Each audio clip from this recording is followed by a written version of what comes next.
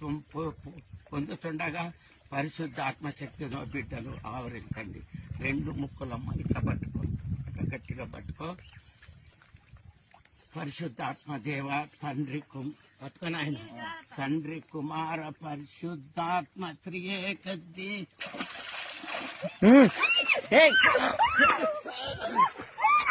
నువ్వు బైక్ రా నాకు రాదు సీత.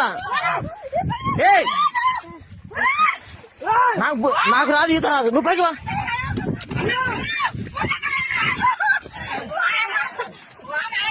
గుండెలు పడుకో గుండు. నాకు రాదమ్మా ఈత.